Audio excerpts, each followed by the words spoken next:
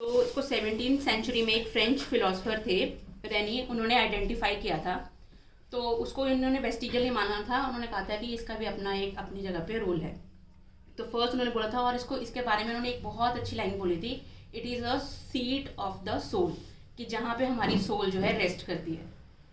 अभी जो साइंटिफिकली लोग इस चीज़ को मानते नहीं थे, अभी आर्टिकल्स कई आ गए हैं जिसमें इन्होंने भी मानना शुरू कर दिया कि एक्चुअल में आपकी जो सोल है वो इस सीट पे रेस्ट करती है, that is your pituitary gland. इसीलिए इसको बार बार हमारे हिंदुइज्म में या हमारे स्पिरिचुअल वर्ल्ड में ये बोला जाता है कि थर्ड आई है, इसको एक्टिवेट करो। पिट्यूटरी ग्लैंड ही बेसिकली आपकी थर्ड आई है।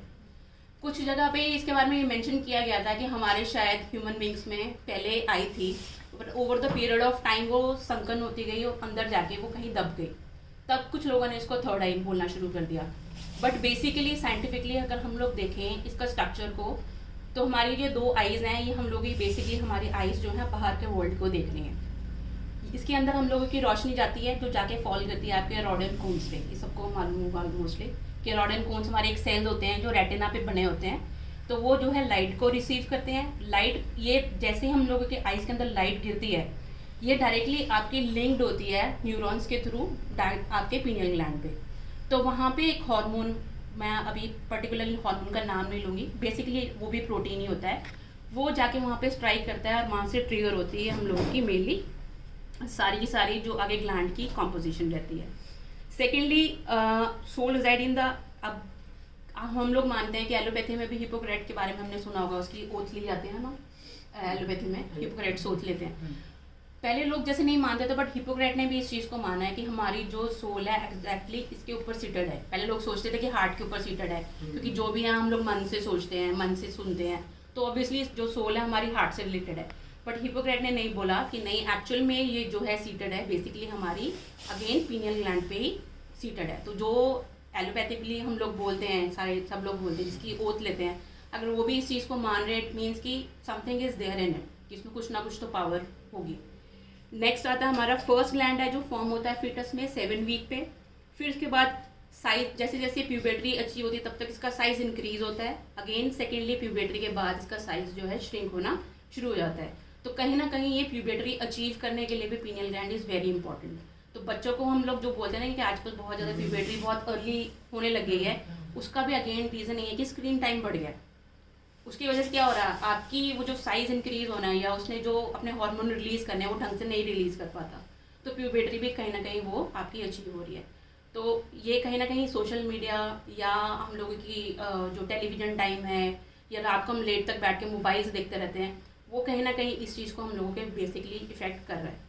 नेक्स्ट आता है the second most organ which get the maximum blood supply after kidney. Kidneys को सबसे ज़्यादा ब्लड की सप्लाई चाहिए होती है, बट पीनियल ग्लैंड इतना छोटा ग्लैंड है, बट सबसे ज़्यादा सप्लाई इसी को चाहिए होती है। क्यों चाहिए होती है? क्योंकि आगे इसने आगे वाले हार्मोन्स को, ग्लैंड्स को एक्टिवेट करना है। तो फर्स्ट आपका जैसे मोटरसाइकिल में एक स्टार्टर रहता है, वो स्टार्ट करता है, फिर उसके बाद आपकी बाइक स्टार्ट होती है। उसी तरह से पीनियल ग्लैंड आपका एक बहुत कह सकते हो आपकी body as a motorcycle work कर रही है, और उसका स्टार्टर क्या है, वो पीनियल ग्लैंड है। जब तक वो एक्टिवेट नहीं होगा तब तक आपका पिट्यूटरी एक्टिवेट नहीं होगा। जब तक पिट्यूटरी नहीं होगा तो उससे रिलेटेड जितने भी आपके ऑर्गन्स हैं वो अपने हार्मोन्स एक्टिवेट नहीं करेंगे, चाहे वो आपकी ओवरीज हैं, फैलोपियन ट्यूब्स हैं, डाइजेस्टिव सिस्टम है, हार्ट से रिलेटेड है, एड्रीनल ग्लैंड है, ये कोई भी एक्टिवेटेड नहीं होगा जब तक जो पीनियल ग्लैंड है उसको एक्टिवेट नहीं करेगा। तो इसलिए पीनियल ग्लैंड की इंपॉर्टेंस हमारे जो स्पिरिचुअल वर्ल्ड है या साइंटिफिकली भी बोली गई है कि बहुत इंपॉर्टेंट माना गया है इसको।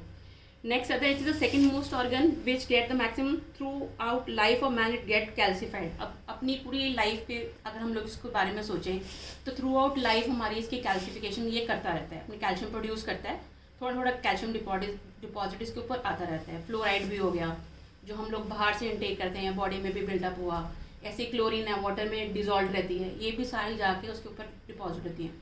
बट अब जब तक इसको हम एक्टिवेट नहीं करेंगे तब तक ये जो है हमारा बेसिकली वर्क नहीं करेगा। अब हम आते हैं मेन, जो इसका मेन हार्मोन है वो है सेरोटोनिन और एक मेलाटोनिन। दो हार्मोन्स हैं जिसको हम लोग स्लीप हार्मोन्स भी बोलते हैं।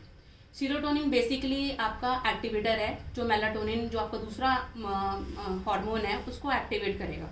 अगेन ये कहाँ से प्रोड्यूस होगा, आपके पीनियल ग्लैंड से एक्टिवेट होगा। ब्रेन को जैसे ही सिग्नल जाता है कि हमने दिन सनराइज हो गया, तो आपकी बायोलॉजिकल क्लॉक किसके साथ चलती है, आपकी सन के साथ चलती है। पुराने ज़माने में भी जो आप बर्ड्स को भी देख लो, वो सन के अकॉर्डिंगली ही अपना स्लीप साइकिल मेंटेन करते हैं। जैसे ही शाम होगी, सनसेट होना शुरू होगा, धीरे धीरे ये अपने ब्रांचेस पे जाना शुरू कर देंगे, उसके बाद ये सोना शुरू कर देते हैं। उसी तरह से हम लोगों की बायोलॉजिकल क्लॉक भी इसी तरह से बनाई गई थी, बट बाद में over the period of time हमारे लाइफस्टाइल की वजह से डिस्टर्ब होनी शुरू हो गई।